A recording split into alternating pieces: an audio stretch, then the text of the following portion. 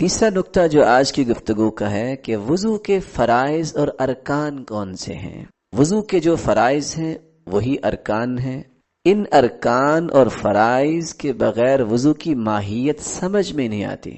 ہر وہ قول، ہر وہ فعل جس سے عبادت کی ماہیت سامنے آئے اس کو رکن کہتے ہیں۔ اور وضو کے فرائض اور ارکان 6 ہیں۔ غسل الوجہ، چہرے کو دھونا رکن ہے، اگر انسان چہرے کو نہیں دھوتا وضو نہیں ہوگا۔ وَمِنْهُ الْمَضْمَضَةُ وَالِاسْتِنْشَاقُ، اگر چہرے کو دھونا یہ فرائض اور ارکان میں سے ہے تو کلی کرنا اور ناک میں پانی چڑھانا اور اسی طرح ناک کو جھاڑنا یہ بھی اس میں شامل ہے۔ اور آیت کے اندر اللہ تعالیٰ نے فرمایا یہ ہے اِذَا قُمْتُمْ إِلَى الصَّلَاةِ فَاغْسِلُوا وُجُوهَكُمْ، پہلا حکم یہ ہے کہ جب تم نماز کے لیے کھڑے ہو تو اپنے چہروں کو دھو لو۔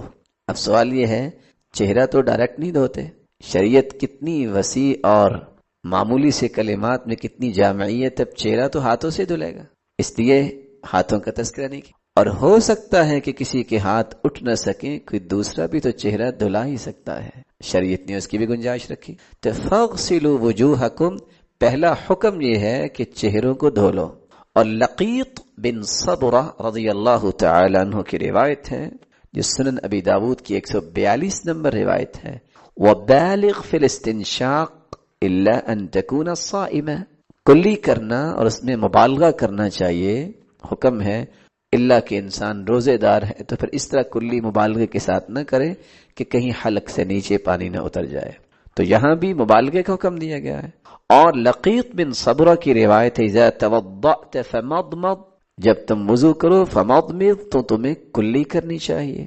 اور ابو ہریرہ رضی اللہ تعالی عنہ سے روایت ہے، یہ کلی والی روایت سنن ابی داود کی 144 نمبر روایت ہے، اور ابو ہریرہ رضی اللہ تعالی عنہ کی روایت ہے من توضأ فلیستنثر، جو وضو کرے اس کو ناک اچھی طرح جھاڑ لینی چاہیے۔ اور یہ روایت صحیح بخاری کی 161 نمبر اور صحیح مسلم کی 237 نمبر ہے، جس میں اللہ کے رسول کا فرمان ہے کہ جو وضو کرے ناک کو جھاڑے۔ اور آپ صلی اللہ علیہ وسلم نے ہمیشہ کلی کا اہتمام کیا، اور اسی طرح استنشاق، ناک میں پانی چڑھانے کا اہتمام کیا۔ تو ان تمام دلائل اور آیت کو سامنے رکھتے ہوئے وضو کے فرائض اور ارکان میں سے پہلا فرض چہرے کو دھونا، دوسرا فرض اور رکن وضو کا غسل الیدین الی المرفقین، ہاتھوں کو کوہنیوں تک دھونا، دائیں اور بائیں۔ اور آیت کے الفاظ بھی یہ ہے فاغسلوا وجوہکم وایدیکم الی المرافق، اور اپنے ہاتھوں کو بھی دھو لو کوہنیوں تک۔ اور ابو ہریرہ رضی اللہ تعالی عنہ سے روایت ہے، اور یہ روایت سنن ابی داود کی 4141 نمبر ہے، اذا توضأتم فابدؤوا بمیامنکم، جب تم وضو کرو تو اپنے دائیں ہاتھ سے شروع کرو۔ تو اس آیت اور حدیث کی روشنی میں دوسرا رکن قرار پایا اور فرض وضو کا ہاتھوں کو کوہنیوں تک دھونا۔ تیسرا رکن مسح الرأس کلہ ومنہ الاذنان، پورے سر کا مسح کرنا جس میں کان بھی شامل ہے۔ اور آیت کے الفاظ کیا ہے وامسحوا برؤوسکم، اپنے سروں کا مسح کرو۔ اور عبداللہ ابن زید رضی اللہ تعالی عنہ روایت کرتے ہیں، اور یہ روایت سنن ابن ماجہ کی روایت 444 نمبر اور 443 نمبر کے تحت ہے، الاذنان من الرأس، کان بھی سر کا ہی حصہ ہے، اور رسول اللہ صلی اللہ علیہ وسلم نے ہمیشہ اپنے سر کا مسح کیا۔ اور سر کا مسح کے بارے میں 3 باتیں ہم تک پہنچی ہیں، کیسے سر کا مسح کیا جائے۔ پہلی بات مسح جمیع الرأس، پورے سر کا مسح کیا جائے۔ کس طرح کیا جائے؟ عبداللہ بن زید رضی اللہ تعالیٰ عنہ کی روایت آپ نے وضو کے طریقے میں پڑھی تھی، اور یہ روایت صحیح بخاری کی 185 نمبر اور صحیح مسلم کی 235 نمبر آپ پہلے سن چکے ہیں۔ ان النبی صلی اللہ علیہ وسلم مسح رأسه بیدیہ، آپ نے مسح کیا دونوں ہاتھوں کے ساتھ، فاقبل بہما وادبر، آپ دونوں ہاتھوں کو پیچھے لے کر گئے، بدأ بمقدم رأسہ، سر کے بال جہاں اللہ تعالیٰ نے ان کو اگایا ہے وہاں سے دونوں ہاتھوں کو شروع کیا، ثم ذهب بهما الى قفاه، گدی تک لے گئے، ثم ردهما الى المكان الذي بدأ منه، پھر وہاں واپس لائے جہاں سے ہاتھوں کو گدی کی طرف لے کے گئے تھے۔ دوسرا طریقہ جو مسح کا جو ہم نے وضو میں بیان نہیں کیا تھا ہم تک پہنچا ہے، وہ یہ ہے جو المسح علی العمامہ، پگڑی پہ مسح کرنا۔ اور یہ روایت عمرو بن امیہ اپنے باپ سے بیان کرتے ہیں، اور یہ صحیح بخاری کی روایت ہے، 204 نمبر اور 205 نمبر۔ رأیت النبی صلی اللہ علیہ وسلم، میں نے رسول اللہ صلی اللہ علیہ وسلم کو دیکھا، یمسح علی عمامتہ وخفیہ، کہ آپ نے اپنی پگڑی پہ مسح کیا اور اپنے موزوں پہ مسح کیا۔ لیکن اس کے لیے شرط یہ ہے، پگڑی پہ مسح کرنے کے لیے جب اکیلی پگڑی پہ مسح کیا جائے یا پگڑی پہ مسح کیا جائے اور اس کے ساتھ پیشانی پر بھی مسح کیا جائے، وہی شرط جو موزوں کے بارے میں شرط ہے کہ انسان نے پاکیزگی کی حالت میں پہنی ہو۔ اور شیخ ابن باز رحمۃ اللہ علیہ اور امام ابن تیمیہ رحمۃ اللہ علیہ، ان دونوں نے انہی شروط کو ساتھ ضروری قرار دیا ہے۔ تیسرا طریقہ سر کے مسح کا، المسح علی الناصیہ والعمامہ، انسان پگڑی کا بھی مسح کرے اگر اس نے سر پہ باندھی ہے، اور ساتھ پیشانی کا بھی مسح کرے۔ مغیرہ بن شعبہ رضی اللہ تعالی عنہ کی صحیح مسلم کی روایت ہے 274 نمبر، ان النبی صلی اللہ علیہ وسلم، رسول اللہ صلی اللہ علیہ وسلم نے توضأ، وضو کیا، ومسح بناصیتہ، آپ نے اپنی پیشانی کا مسح کیا پیشانی کے ساتھ، وعلی العمامہ، اور پگڑی پہ مسح کیا، وعلی خفی، اور اپنے موزوں پہ مسح کیا۔ اور بلال رضی اللہ تعالیٰ عنہ کی روایت ہے جو روایت صحیح مسلم کی 275 نمبر ہے، ان رسول اللہ صلی اللہ علیہ وسلم مسح علی الخفین والخمار، رسول اللہ صلی اللہ علیہ وسلم نے موزوں پہ بھی مسح کیا، والخمار، جو آپ کے سر پہ کپڑا تھا اس پہ بھی آپ نے مسح کیا۔ چوتھا رکن اور چوتھا فرض جو وضو کا قرار دیا گیا ہے، غسل الرجلین الی الکعبین، پاؤں کو ٹخنوں تک دھونا، مع العنایت بالعقبین، اور خصوصاً اپنی ایڑیوں کو اچھے طریقے سے دھونا۔ آیت کے الفاظ بھی یہ ہے، وامسحوا برؤوسکم وارجلکم الی الکعبین، اپنے پاؤں کو دھو لو الی الکعبین، ٹخنوں تک۔ اور ابو ہریرہ رضی اللہ تعالی عنہ سے مروی ہے، اور عائشہ رضی اللہ تعالی عنہ سے مروی ہے، اور عبداللہ ابن عمر رضی اللہ تعالی عنہ سے مروی ہے، اور یہ روایت صحیح بخاری کی 60 نمبر ہے اور 96 نمبر، اور اسی طرح امام بخاری رحمۃ اللہ علیہ تیسری جگہ 163 نمبر پہ بھی لائے ہیں، اور صحیح مسلم میں 241 نمبر پہ ہے کہ رسول اللہ صلی اللہ علیہ وسلم نے صحابہ کو وضو کرتے دیکھا اور ایک شخص کے پاؤں میں ناخن جتنی جگہ خشک رہ گئی، آپ نے بلند آواز سے فرمایا، ویل للاعقاب من النار، ایڑیوں والوں کے لیے ہلاکت ہے، آگ ہے۔ اور دوسری روایت میں آتا ہے، ویل للاراقیب من النار۔ تو رسول اللہ صلی اللہ علیہ وسلم نے ایڑیوں کو اچھی طرح دھونے کی تاکید فرمائی، ولمواظبتہ علی ذلک، اور خود رسول اللہ صلی اللہ علیہ وسلم ایڑیوں کو اچھے طریقے سے دھو لیا کرتے تھے۔ تو آیت اور حدیث اور آپ کے عمل مبارک کو سامنے رکھتے ہوئے یہ چوتھا رکن ہے وضو کا اور چوتھا فرض ہے۔ پانچواں رکن اور پانچواں فرض وضو کا یہ ہے کہ انسان ترتیب کے ساتھ وضو کرے، یہ نہیں کہ پہلے ہاتھ دھو لیے، پھر پاؤں دھو لیے، پھر اس کے بعد چہرہ دھو لیا، اور پھر اس کے بعد بازوں کو دھو لیا، مسح بعد میں کر لیا۔ ترتیب یہ بھی ایک رکن ہے۔ رسول اللہ صلی اللہ علیہ وسلم پر قرآن نازل ہوا اور آیت کیا ہے، یا ایھا الذین آمنوا اذا قمتم الی الصلاۃ فاغسلوا وجوہکم وایدیکم الی المرافق وامسحوا برؤوسکم وارجلکم الی الکعبین۔ پہلے دو چیزوں کو دھونے کا تذکرہ، پھر مسح، پھر دھونے کا تذکرہ۔ تو علماء یہ کہتے ہیں کہ اللہ تعالیٰ نے ممسوح کو مغسولات کے درمیان بیان کیا ہے، وگرنہ ایک مرتبہ کہہ دیا جاتا کہ یہ تین چیزیں دھو لینا اور مسح کر لینا، لیکن ترتیب کو ملحوظ خاطر رکھنا یہ بھی ایک رکن ہے۔ تو رسول اللہ صلی اللہ علیہ وسلم نے ویسے بھی وضو مرتب ہی کیا، اور آپ صلی اللہ علیہ وسلم کا مزاج گرامی بھی یہ تھا، جو شریعت کی بات ترتیب سے اللہ تعالیٰ کی طرف سے آئی اسی طرح بیان کرتے۔ اور اس روایت سے بھی علماء نے استدلال لیا ہے جو صحیح مسلم کی روایت 1218 نمبر ہے کہ آپ جب صفا مروہ پہ جانے لگے تو یہ دعا پڑھتے تھے، ابدأ بما بدأ اللہ بی، میں بھی وہاں سے شروع کروں گا جہاں سے اللہ نے شروع کیا ہے۔ اللہ رب العزت نے کیسے شروع کیا؟ ان الصفا، تو میں بھی صفا سے ہی اپنی سعی کو شروع کروں گا۔ والمروۃ من شعائر اللہ۔ چھٹا رکن اور چھٹا فرض الموالاہ۔ موالاہ سے کیا مراد ہے؟ موالاہ سے مراد یہ ہے کہ جب انسان وضو کر رہا ہے تو ایک ہی مرتبہ وضو کرے۔ یہ نہیں ہے کہ آپ نے اپنے ہاتھ اور چہرے کو دھو لیا، پھر باتوں میں لگ گئے، اتنی دیر چہرہ اور ہاتھ خشک ہو گئے، کوئی 10 منٹ کے بعد چلو مسح کر لیں گے اور اس کے بعد بازو دھونے کے بعد پاؤں دھو لیں گے۔ نہیں، موالات ضروری ہے۔ رسول اللہ صلی اللہ علیہ وسلم نے صحابہ کرام کو اس بات کی تاکید فرمائی۔ عمر بن خطاب رضی اللہ تعالی عنہ کی روایت ہے، اور یہ روایت صحیح مسلم کی ہے، 243 نمبر۔ ان رجلا توضأ فترك موضع ظفر على قدمه، ایک شخص نے وضو کیا اور ناخن جتنی جگہ اس نے پاؤں میں چھوڑ دی جو نہیں دھو سکا۔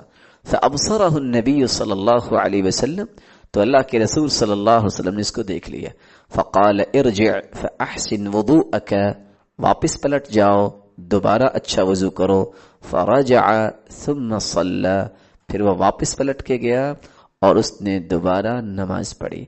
اور سنن ابی داود کی روایت ہے ان النبی صلی اللہ علیہ وسلم رأى رجلا يصلي وفي ظهر قدمه لمعة قدر الدرهم لم يصبها الماء، رسول اللہ صلی اللہ علیہ وسلم نے ایک آدمی کو دیکھا نماز پڑھ رہا تھا اور اس کے قدم میں ناخن جتنی جگہ جو ہے، لمعة قدر الدرهم، ایک درہم جتنی جگہ وہ چمک رہی تھی۔ کیا مطلب کہ وہاں پانی نہیں تھا پہنچا۔ فأمره النبی صلی اللہ علیہ وسلم ان يعيد الوضوء والصلاة، تو آپ نے یہ نہیں کہا کہ اس کو دھو لو، آپ نے کہا وضو دوبارہ کرو اور نماز بھی دوبارہ پڑھو۔ تو رسول اللہ صلی اللہ علیہ وسلم کے ان فرامین کی روشنی میں جو سنن ابی داود کی روایت ابھی آپ نے 175 نمبر سنی، اور صحیح مسلم کی روایت، اس کی روشنی میں علماء یہ کہتے ہیں فَلَوْ لَمْ تَجِبِ الْمُوَالَاةُ لَأَمَرَهُ بِغَسْلِ اللُّمْعَةِ فَقَطْ، اگر موالات واجب نہ ہوتی، ترتیب ضروری نہ ہوتی، تو آپ کہتے چلو ایڑی کا اتنا حصہ دھو لو اور نماز پڑھ لو۔ آپ نے پورے وضو کا دوبارہ حکم دیا کہ دوبارہ وضو کیا جائے اور اس کے بعد نماز پڑھی جائے۔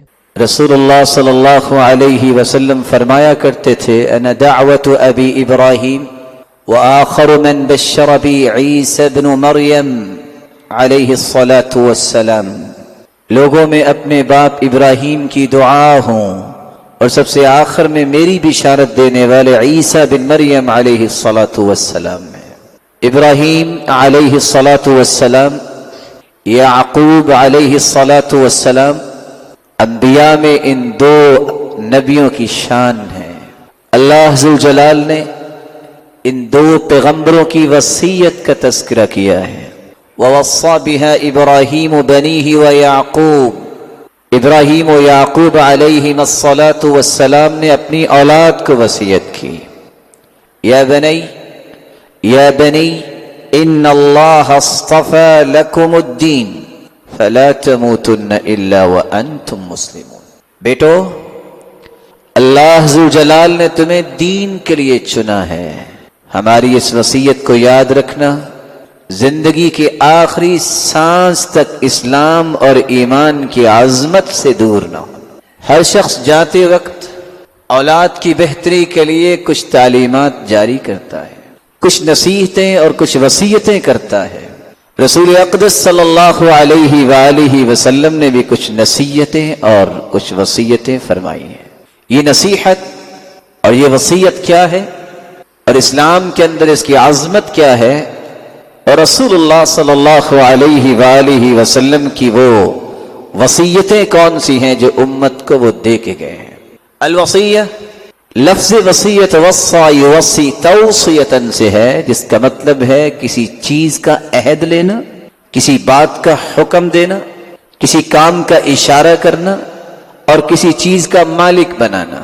علماء امت کہتے ہیں عہد یضاف الی ما بعد الموت، وصیت اس حکم کو کہتے ہیں، اس عہد کو کہتے ہیں کہ جس کی پاسداری موت کے بعد کرنا ضروری ہوتی ہے۔ رسول اللہ صلی اللہ علیہ وسلم نے اس لیے فرمایا، عبداللہ ابن عمر رضی اللہ تعالی عنہ روایت کرتے ہیں، ما حق امرئ مسلم له شيء يريد أن يوصي فيه يبيت ليلتين إلا ووصيته مكتوبة عنده. ایک مسلمان جس کے پاس مال و دولت ہے، وہ وصیت کرنا چاہتا ہے، کر سکتا ہے، اس کی 2 راتیں نہیں گزرنی چاہیے کہ اس کی وصیت اس کے پاس لکھی ہوئی ہونی چاہیے. رسول اللہ صلی اللہ علیہ وسلم کے اس فرمان معظم کی روشنی میں میری اور آپ کی ذمہ داری یہ ہے کہ وہ تخیلاتی جنجلاہٹ سے اپنے آپ کو آزاد کیجئے. کیا ہوگا میرے مرنے کے بعد، کیسے ہوگا، کون کیا کرے گا؟ بسم اللہ پڑھیے، باوضو ہو کے بیٹھ کے اپنی وصیت لکھیے. میرا یہ مال، میری یہ اشیاء، یہ اللہ کی دی ہوئی ہے، وراثت کے قوانین اٹل ہیں، میں اس کے لیے وصیت کرتا ہوں. اور وصیت کا اصول کیا ہے؟ والثلث کثیر، اپنے پورے مال میں سے 1/3 حصہ آپ وصیت کر سکتے ہیں. پہلا اصول. ولا وصیت لوارث، رسول اللہ صلی اللہ علیہ وسلم نے فرمایا ان اللہ اعطى كل ذی حق حقہ فلا وصیت لوارث. ہر حق والے کو اللہ نے حق دے دیا ہے، جو وراثت کا حقدار بننے والا ہے اس کے نام کی وصیت کرنا جائز نہیں. حسن بصری رحمت اللہ علیہ اس لیے کہا کرتے تھے المؤمن لا يأكل في كل بطنه ولا تزال وصیته تحت وسادته. مومن کی شان یہ ہے وہ کبھی بھی پیٹ بھر کے کھانا نہیں کھاتا، لأنه لم يخلق لهذا، کیونکہ وہ کھانے کے لیے ہی پیدا نہیں کیا گیا. کچھ لوگ کھاتے ہیں زندہ رہنے کے لیے اور کچھ لوگ زندہ رہتے ہیں کھانے کے لیے. اگر کھانے کے لیے ہی پیدا کیا ہوتا تو انسان کا سٹمک بھینس سے بڑا ہوتا، لیکن ایسا نہیں ہے. انسان کو کسی اور کام کے لیے پیدا کیا ہے، یہ اشرف المخلوقات ہے. اس انسان کو اللہ کی عبادت کا وہ انداز اختیار کرنا ہے کہ اس کی 24 گھنٹے اس کے تقرب الہی کو حصول کے لیے گزرنے چاہیے. اللہ ہمیں ایسے لوگوں کی صف میں شامل. المؤمن لا يأكل في كل بطن ولا تزال وصيته تحت وسادته. مومن کیسا ہے؟ اس کی وصیت اس کے تکیے کے نیچے لکھی ہوئی پڑی ہونی چاہیے. آج امت اس بات سے ویسے ہی کوری ہوگی. الا من رحم ربی. اگر میں اس خوبصورت ہال میں ان روشن چہروں کی خدمت عالیہ میں گزارش کروں گا، کون ہے جس نے وصیت لکھی؟ ہر شخص اپنے آپ سے پوچھے کہ میں نے وصیت لکھی، گواہ بنائے. نو ڈاؤٹ جنازے کے وقت یہ اناؤنسمنٹ ہوتی ہے کسی نے لینا ہے کسی نے دینا ہے، تو لواحقین موجود ہیں، بہت اچھا علاج ہے. لیکن اس سے اچھا کیا ہے؟ اپنی زندگی میں لکھیے ثلاثۃ یدعون اللہ فلا يستجاب لهم. 3 ایسے لوگ ہیں جو دعائیں بھی کرتے ہیں، رب تعالی ان کی دعاؤں کو قبول ہی نہیں کرتے. کون سے لوگ؟ رجل كان له على رجل دين فلم يشهد عليه. کسی نے قرض لیا کوئی گواہ نہیں. ورجل كانت تحته امرأة سيئة الخلق فلم يطلقها. انسان کو گھر کے ماحول میں اس طرح بے رخی ہے، بیوی بد اخلاق ہے، نہ اسے سمجھاتا ہے نہ اسے طلاق دیتا ہے، ساری رات ہاتھ اٹھا کے بیٹھا رہے، دعا قبول نہیں. اور اس سے بڑی بدخلقی کیا ہے کہ وہ نماز نہیں پڑھتی. اس سے بڑی بد اخلاقی کیا ہو سکتی؟ ورجل اعطى ماله سفيها. تیسرا وہ شخص جس کی دعا کو قبول نہیں کیا جاتا، جو اپنا مال سفہاء کے سپرد کر دیتا ہے. سفہاء بے وقوفوں کو کہتے ہیں. قال ابن عباس رضی اللہ تعالی عنہ، عبداللہ ابن عباس رضی اللہ تعالی عنہ کہا کرتے تھے وَلَا تُؤْتُوا السُّفَهَاءَ أَمْوَالَكُمْ. اپنے مال سفہاء کو نہ دو. أَيِ النِّسَاء وَالصِّبْيَانِ. کچھ لوگ زیادہ ہی ایفیشنسی دکھاتے ہیں، اپنا مال بیوی کو دیا، اچھا تم تجارت کرو. انت من القوام، تم مرد ہو، تمہاری ذمہ داری ہے. یہ قیامت کی نشانی ہے کہ بازار کی زینت عورت بنے گی. اور حدیث کے الفاظ ہیں وَأَيُّئِينَ الْمَرْأَةُ الرَّجُلَ فِي تِجَارَتِهِ. عورت اپنے خامن کی تجارت میں مددگار بنے گی. کب؟ من اشراط الساعہ، یہ قیامت کی نشانیوں میں سے نشانی ہے. اور اسلام کا نظام کیا ہے؟ المرأة ہی الملکہ، ملکۃ البیت، عورت یہ گھر کی یہ ملکہ ہے. اس کا کام بچوں کی تربیت کرنا ہے، اس کا کام ہے گھر کے معاملات کو اس قابل بنانا کہ وہ حلال رزق کمانے والا آئے، اس کی آنکھیں بچوں کو دیکھیں تو خوش ہو جائے کہ ان کی تربیت کیسی ہے.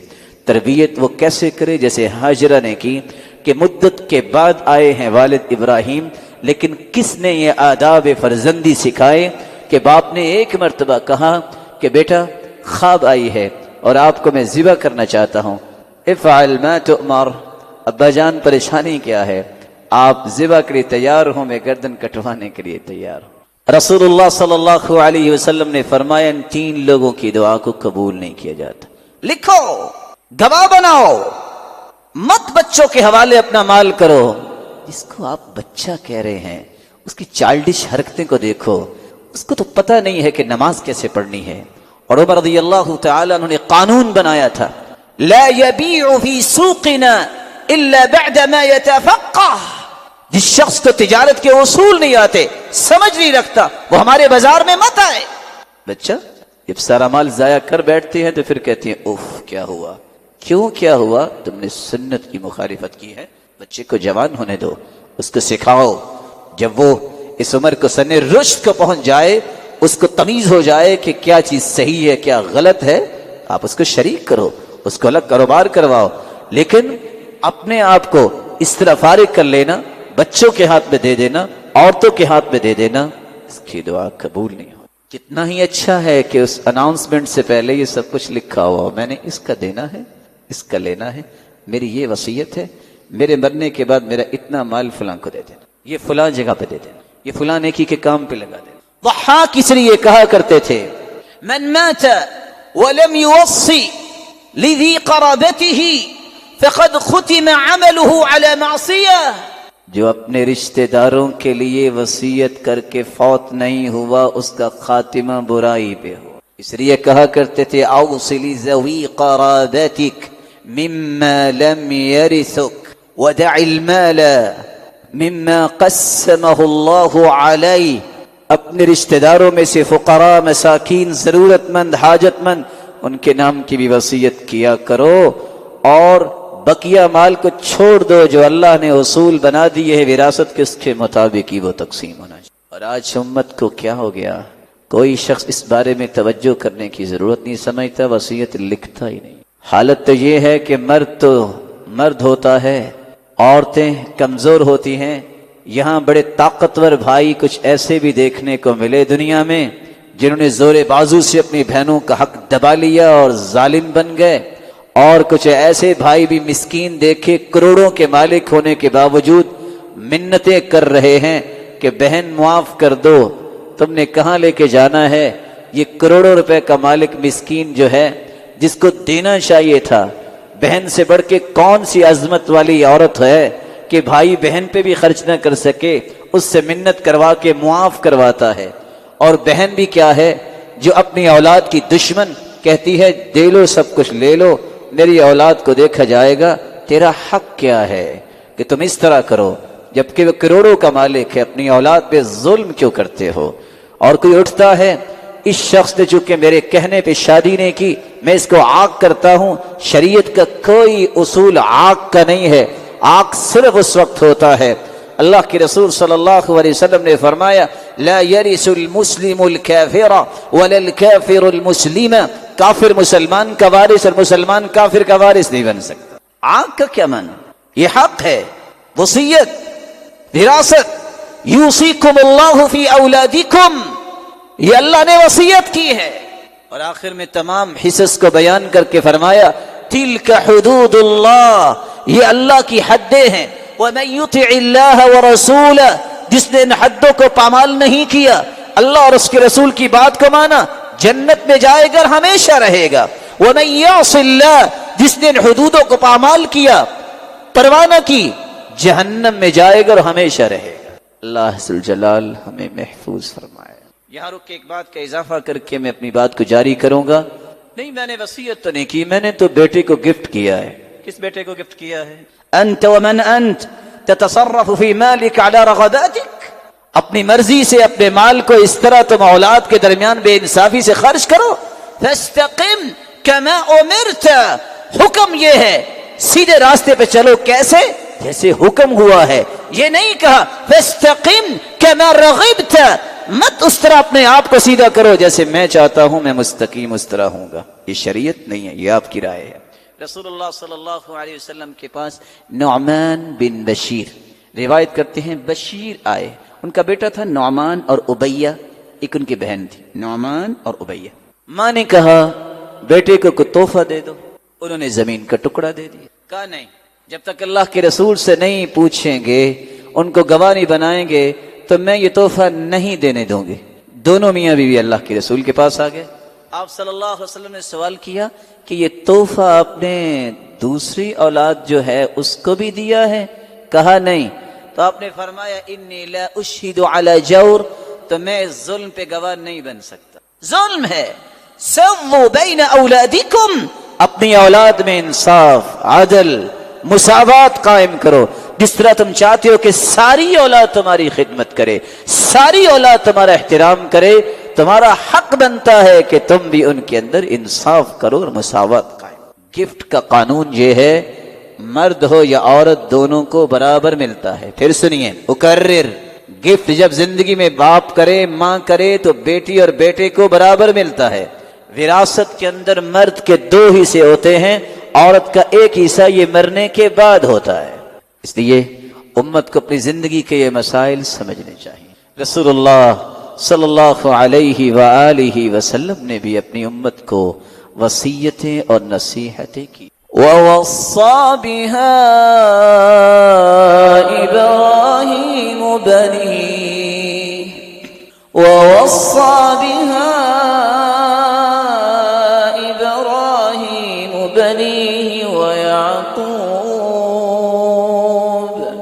يَا بَنِيَّ إِنَّ اللَّهَ اصْطَفَى لَكُمُ الدِّينَ فَلَا تَمُوتُنَّ إِلَّا وَأَنْتُمْ مسلمون۔ یہی وصیت ابراہیم نے اپنے بیٹوں کو کی، یہی وصیت یعقوب نے کی۔ بیٹو تمہیں اللہ نے دین کے لیے چن لیا ہے، یہ استفاء و اجتباء اور سلیکشن ربانی ہے۔ بیٹو اس تقسیم پہ خوش ہو جائیے، زندگی کے آخری رمق تک دین نہ چھوڑنا۔ آج وصیت کیا ہوتی ہے؟ میں مر بھی جاؤں تم نے اس کو چھوڑنا نہیں ہے، مار کے رہنا ہے۔ یہ کون کر رہے وصیت؟ مسلمان۔ میں رہوں نہ رہوں تم نے چھوڑنا نہیں ہے۔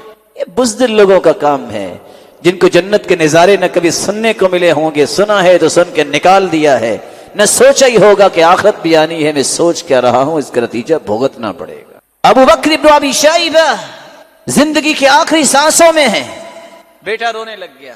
الذی ابکاک یا بنی، بیٹا کیوں رو رہے ہو؟ ابا جان آپ کے فراق میں ہی تو رو رہا ہوں۔ کہا بیٹا میں آپ کو ایک بات جی ابا جان، لا تعص فی هذا البیت، لا تعص اللہ فی هذا البیت۔ بیٹا جب سے میں نے یہ گھر بنایا ہے آج تک اس میں گناہ نہیں کیا، بیٹا میں مر جاؤں تو اس گھر میں زندگی بھر گناہ نہ کرنا، نہ ہونے دے۔ اور پریشانی کی بیٹا کیا بات ہے، قرآن پڑھا کر، یہ سامنے جو پلر ہے نا تیرے باپ کے گھر میں، اس پلر کے ساتھ بیٹھ کے تیرے باپ نے 18,000 مرتبہ قرآن پڑھا ہے۔ اور رسول اللہ صلی اللہ علیہ وسلم نے امت کو وصیتیں فرمائی۔ ابو ذر رضی اللہ تعالی عنہ بیان کرتے ہیں آپ صلی اللہ علیہ وسلم نے 3 باتوں کی وصیتیں کی۔ فرمایا اوصیک بتلاوت القرآن وذکر اللہ فإنه نور لك في الأرض وزخر لك في السماء۔ قال زدني يا رسول الله صلى الله عليه وسلم۔ قال إياك وكثرة الضحك فإن كثرة الضحك تميت القلوب۔ میرے صحابی وصیت چاہتے ہو، نصیحت چاہتے ہو، سب سے پہلی نصیحت یہ ہے میرے صحابی قرآن کی تلاوت کبھی نہ چھوڑ، اللہ کے ذکر کو نہ چھوڑنا۔ جب تک یہ دونوں چیزوں پہ عمل کرتے رہو گے تیرے فکر میں بھی روشنی، تیرے کردار میں بھی روشنی، تیرے زندگی کے معاملات میں بھی روشنی، اور دنیا کا ہر پہلو تمہارے لیے رب تعالیٰ روشن فرما دے۔ اللہ کے رسول کو شعور فرمائیے، قال وإياك وكثرة الضحك، میرے صحابی جب اللہ کا ذکر کرنا ہے، قرآن پڑھنا ہے تو کثرت سے کہا لگانے سے باز رہنا، کثرت سے کہا لگانے سے دل مردہ ہو جاتے۔ قرآن مجید کی تلاوت، اللہ کا ذکر، ایم اللہ، اللہ کی قسم، قرآن اور ذکر الہی سے بڑھ کے دنیا میں نعمت ہے ہی کون۔ اس لیے فضیل ابن عیاض رحمہ اللہ کہا کرتے تھے، لم ار خلیلا یرفع قدر خلیلہ کالقرآن، میں نے آج تک کوئی دوست نہیں دیکھا قرآن مجید جیسا جو ہر وقت انسان کو بلند اور بلند ہی کرتا جاتا ہے۔ یہ واحد قرآن ہے جو کبھی بھی انسان کی پرواز کو نیچے نہیں آنے دیتا۔ کب؟ جب اس سے وابستگی ہو جائے، سچی محبت ہو جائے، حالت یہ ہو اکرمہ کی طرح ہاتھ میں قرآن پکڑے، آنکھوں سے آنسو جاری ہو جائے اور چہرے پہ قرآن لگا کے کہتے تھے مجھ سے بڑا بھی کوئی خوش نصیب ہے جس کی قسمت میں اللہ نے یہ قرآن کر دیا، مجھ سے بڑا بھی کوئی سعادت مند ہے جس کی زبان پہ اللہ نے اپنی کلام کو جاری کر دیا۔ آجری کی بات کے مطابق وہ قرآن کے صفات کو کھولتا ہے، متقین کا تذکرہ آتا ہے، رک جاتا ہے، دعا کرتا ہے، الہی متی اکون من المتقین، یہ تو متقین کا تذکرہ ہے، میرے مالک میں کب متقی بنوں گا، دعا کرتا ہے۔ جب فائزین کا تذکرہ پڑتا ہے رک جاتا ہے، متی اکون من الفائزین، میں کب کامیاب لوگوں کی صف میں آؤں گا۔ یہ وہ انسان ہے جس کی زندگی رونق اور سرور کے ساتھ لبریز ہوتی ہے، اور روشنیاں ہی روشنیاں اس کی زندگی میں ہیں۔ وَذُخْرًا لَكَ فِي الْأَرْضِ، اور یہ سارے کا سارا عمل آپ کے لیے قیامت کے دن کے لیے ذخیرہ ہو رہا ہے۔ قرآن مجید کو پڑھیے، احادیث کی تمام کتابوں کو کھنگالیے، آپ کو کوئی عمل نہیں ملے گا۔ جب انسان فوت ہو جاتا ہے سب اعمال منقطع ہو جاتے ہیں۔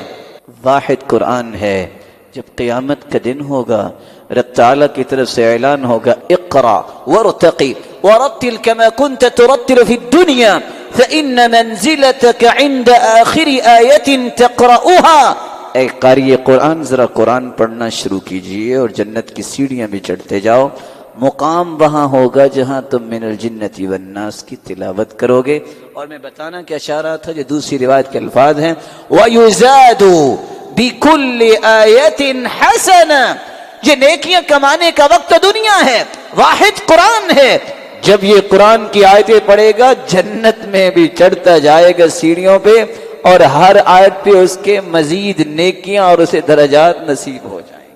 رسول اللہ صلی اللہ علیہ وسلم کے صحابی دوسری روایت میں فرماتے ہیں، مطرف، میں نے سوال کیا، طلحہ بن مصرف، سألت عبد الله بن أبي أوفى هل كان النبي صلى الله عليه وسلم أوصى، کہ اللہ کے رسول نے وصیت کی؟ قال لا، نہیں، جو لوگ کہتے ہیں کہ وصیت فلاں فلاں کے لیے کی، نہیں کی۔ اوصى بکتاب اللہ، اللہ کے پیغمبر نے اپنی امت کو وصیت کی ہے تو اللہ کی کتاب کی وصیت کی۔ کتاب انزلناه الیک مبارک لیدبروا آیاتی وَلِيَتَذَكَّرَ أُولُو الْأَلْبَابِ،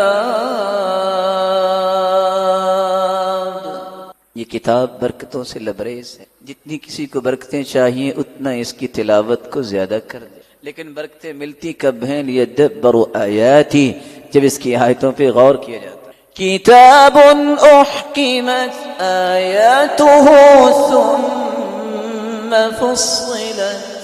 ثم فصلت من لدن حکیم خبیر،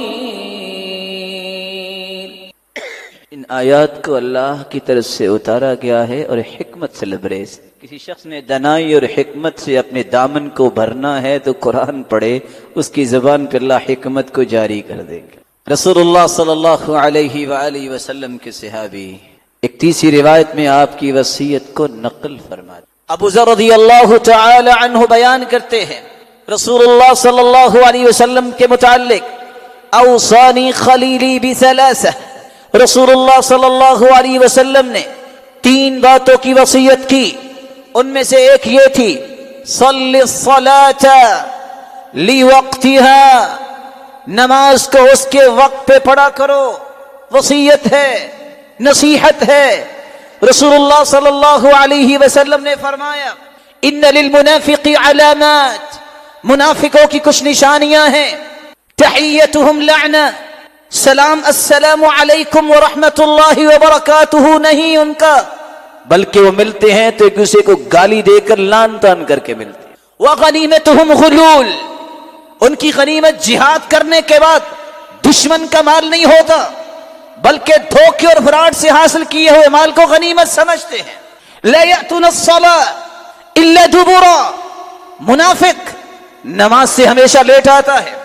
ولا یذکرون اللہ الا قلیلا، اللہ کا ذکر نہیں کرتے، اور آپ دیکھتے ہیں سلام پھرنے کے بعد سب سے پہلے اٹھ کے جائے گا، بھلا کس کے لیے؟ کہ شاید کوئی کسٹمر کوئی کلائنٹ نہ آیا ہو، برکتیں تو تیرے رب کے پاس ہے، جس نے دینی ہے اس کو چھوڑ کے جا رہے ہو، جا اس کے پاس رہے ہو جو کچھ دے ہی نہیں سکتا۔ رسول اللہ صلی اللہ علیہ وآلہ وسلم نے فرمایا سخب بالنہار خشب باللیل، بازاروں میں چیختا نظر آئے گا لیکن جب رات ہوتی ہے ایسے پڑا ہوگا جیسے لکڑی پڑی ہوتی ہے، کبھی اس کو اللہ کا نام یاد